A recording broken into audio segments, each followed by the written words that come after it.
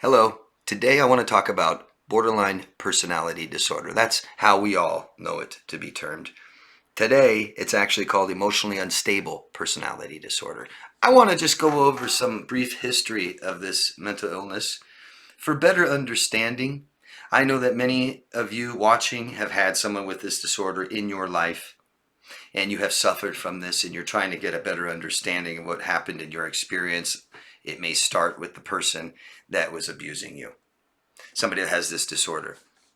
I know that there are people with this disorder that watch my videos, that will watch this video. I would love to hear what you think about the information I'm giving today. Please, if you can, let me know down below. This disorder has a history of widespread misunderstanding and stigma. I want to be very clear that this is serious mental illness. It needs to be treated as such with some compassion. Okay, these people didn't ask for this mental illness. They didn't want this mental illness, and it wasn't something that they did. It's a mixture of being born and being raised by their parents and our culture a little bit. But I hope that I come across here as understanding and compassionate when I give this information. This isn't to diminish anything that anyone has experienced watching this video, okay? I'll get to this at the end. The first system of personality disorders we can find in the Greco-Roman world, a book called The Characters. The person's name is Theophrastus. I might be saying that wrong. But the book is interesting. 30 character types with a brief description of each one, followed by examples of how they react in real life situations. Really, really interesting. So, that's a long time ago. Over 2,000 years ago. Obviously, this disorder hasn't changed, but the recognition and the diagnosis has changed or evolved considerably, especially since then. And I'm talking in the last century. Patients were thought to be difficult, untreatable, and neurotic. It was also called borderline schizophrenic states. And this goes to show, like, Marilyn Monroe was diagnosed with this disorder when she was 21 years old. But the term borderline didn't exist then. Okay? And so, a lot of people think that, no, she was diagnosed with something else, and it's speculative if she has borderline, or she had borderline. But she did. She'd had the disorder back then. The term has changed over time. In 1938, the first introduced American psychoanalyst Adolf Stern referred to the term as on the border. He coined the term borderline, but he referred to it as on the border of neurosis and psychosis. Okay. However, borderline personality disorder did not enter officially the American psychiatry until 1980 in the DSM-3. Their therapists and psychiatrists use the DSM to diagnose patients with different mental illness. It entered in the DSM-3. Today, they're using the DSM-5. Until 1980, it was thought as not a real disorder. Interesting, huh? Now we know it is a very real disorder. Symptoms included impulsivity, whether that was substance abuse, promiscuity, suicidality, heightened affectivity, anger, brief psychotic experience, intolerable aloneness, close relationships marked by idealization and devalue. In 1980, psychiatry moved toward biological versus psychoanalytical paradigms. And I think that was the breakthrough. They began moving away from a correlation with schizophrenia and more towards post-traumatic stress disorder, being that 70% they're finding has abusive childhoods.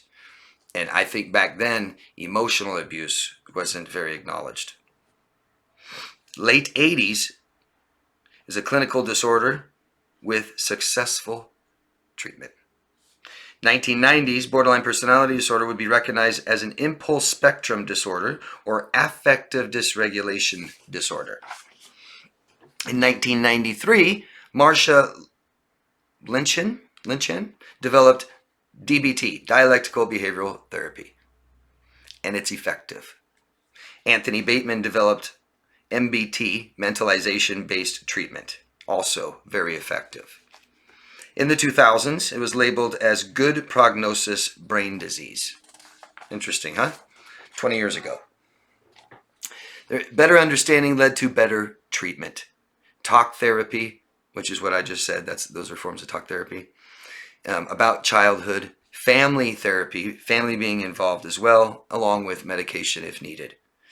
Unfortunately, it's still stigmatized, and professionals do not like working with patients that have this disorder, especially higher spectrum. Okay, very, very sad thing, and that's very, very common. I've heard this myself. I associate with many different therapists, psychiatrists, psychologists in what I'm doing. Actually, I have many clients that are therapists, psychologists, and they don't. They if they can, they will turn away people with borderline. And like I said, especially the higher spectrum. Okay, very, very sad.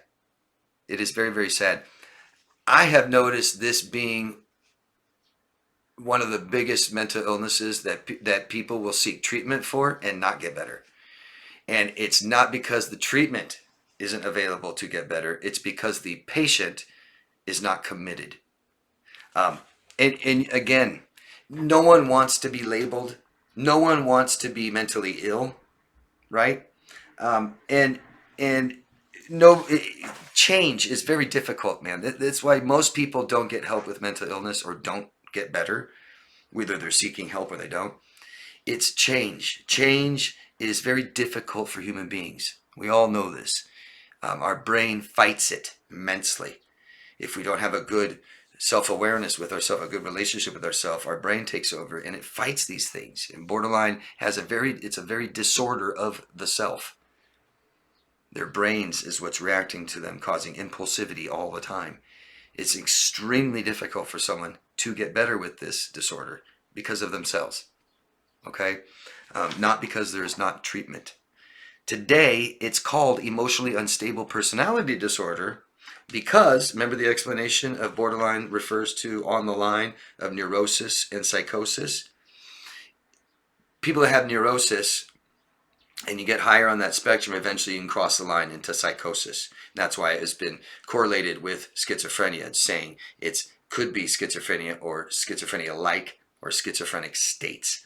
And that's crossing the line into psychosis. But the reason we changed the borderline personality disorder to emotionally unstable personality disorder is because psychiatry, psychology doesn't use those terms anymore. Neurosis, psychosis. Okay? So again, the disorder has not changed, but the label, the diagnosis has evolved. I want to be very, very clear that although treatment is available, please consider when it's someone else. Because, like I said, I know that there are some people that watch my videos that have this disorder, okay? And treatment is available. And I think that we all need to constantly work on being better versions of ourselves, right? Regardless of what you can get, if you can get this disorder into remission or not, you need help, period. And if you have any of these symptoms, you need help. Any of the traits, you need help, okay? The problem with people that have this disorder, just like all other personality disorders, is they lack the awareness that it's them. Lacking the awareness that it's them, the massive impulsivity, and their brains fighting them to not change makes it very difficult for treatment. So again, just like everybody, it's ourselves that hold us back from succeeding in things. And we need support to do so. Now, speaking to people that have somebody with this disorder in your life, or you had someone with this disorder in your life. And then the reason I'm emphasizing this so much is because I deal with clients. I have tons of clients that have been victims of people, abusers with borderline personality disorder. And there's always that hope they'll change, they'll get better, they'll get help. Because the reason my clients leave these relationships, if they finally are able to, is because of the mental illness. It's just this, they hold on to, they're so sweet, they're so nice, they're so caring, they're so loving, but this disorder. And we can't do that. It has to be the behaviors that we cannot accept or tolerate in our life, right? So when you're considering somebody with this disorder getting better, trying to get into remission, which could take 10 years of DBT and mentalization therapy, medication, could take 10 years. And not everybody can. Not everybody will. The people that can't are the people that are too old. You can't teach an old dog new tricks. And anybody who's in any kind of profession like I am, whether it's just coaching or therapy, a psychologist, a counselor, we all understand that we fight change and it's difficult, but it's so much easier in a young brain than it is an older brain. But this disorder also is extremely rare in seniors. Lower spectrum borderline that don't have so many pronounced traits may get better during their course of their life and time as they get older. But you need to consider the age, and you need to consider their commitment. And another reason I'm emphasizing this so much is in relationships, people with borderline often will talk to somebody, some professional, and not get better. And they will use that in the relationship as a control manipulation tactic from, all kinds of things and reasons. They triangulate with their therapist. My therapist said that you are a narcissist. My therapist says that you're not allowed to treat me this way. My therapist says that everything is your fault. Okay? So consider the age, consider their own commitment to it, and consider abusive behaviors and exploitation, and consider the spectrum that they're on. Okay? In other words, you have hope that this relationship you have with someone that has this disorder, that they can get better with treatment, right? And we go help them get to a therapist and we pay for it and take them for, first of all, that's not going to work. I'll tell you that with my own experiences over the many years of doing this, that when we make an appointment for someone and we take them there and we pay for it, it just never works. Never. These people, once they're adults, they need to take care of themselves. They need to do this themselves and invest in it themselves. All of it. That's how we commit. Make sense? People that are abusive and exploitative, there's no treatment for that. Okay? You don't beat people for years, cheat on them, hurt them, traumatize them, and just get some DBT. And especially, in a few months, a month, 3 months. Hell no. Something so serious and a change so big necessary to fix this usually requires loss or the threat or fear of loss. What do I mean by that? An example I've used before is a husband that drinks too much may never get help. 20 years, 25, 30 years, until the wife says, honey, I've had enough. I'm taking the kids. I'm divorcing you. Then they might go get help. Or they lost the whole family. They're at the very bottom of their life and maybe seek some help. Usually with change this big. Okay? You're never going to change anybody. Okay? Help is a big, big, scary, dangerous word. It really is. And most people I've noticed that use that word help is, one, they're not helping themselves. They want to help someone else. It's codependency. It's easier to manage your life than it is my own. Okay? And two, we're not accepting who someone is. We're trying to help them change who they are. Okay? I want to be very clear on that. Someone that gets help for borderline personality disorder doesn't necessarily mean they'll stop abusing you, right?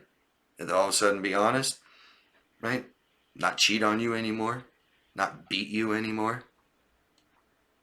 I understand that it can help if I become more emotionally stable and realize how my behaviors affect others, stuff like this. The people I have seen that do get help with this disorder aren't that malicious to begin with. and they're committed, and they do it themselves. Not by themselves, they do it for themselves. Okay? They don't do it for someone else. They aren't doing it for a relationship. They're paying for it. They're making appointments, and they're committed and invested and stick to it until it goes into remission. And most people I've seen do that is in their 20s. Just like the clients I help the most are in their 20s, younger, more malleable brains. You know, brains are built by a network of neurons forming together to make us better and better at what we do. You have somebody who's 60 years old, 50 years old, and they've been abusing people for decades. Their brain is so built to do that. Very difficult to change that. And we don't change who we are. Personalities don't change, guys. We form our personality as we enter adulthood, and it stays there. That's who we are. And I can change, some things about myself and becoming more punctual. Something that I work on all the time is acceptance. I've become way more accepting in my life than I used to be. Even 10 years ago, even 5 years ago, I'm always getting better at that. But I'm still David. Everybody can still recognize me right away, even just by my voice, even just something I might type, right? I'm sorry for anybody who has this disorder. I'm very, very sorry. Please love yourself and get the help that you need so your rest of your life can be more fruitful, okay? And I'm sorry for anybody who's in a relationship with someone with this disorder that is not treated, who is abusive, who is exploitative, who's manipulative, who is angry, who is very physically violent. Can't say the word. Seek help too. Okay, we need to understand why we're doing this. There's something very psychological in ourselves that we're doing this, that we want to help people so much at our own expense. This begins in childhood, okay? Anybody that has questions, please ask me down below. Anybody who wants coaching, you can find me at daviddemars.com. The link is right down below. Please ask me questions. Please give me your own examples and experiences. It really helps other people, okay? And everybody, love yourself first. Thank you.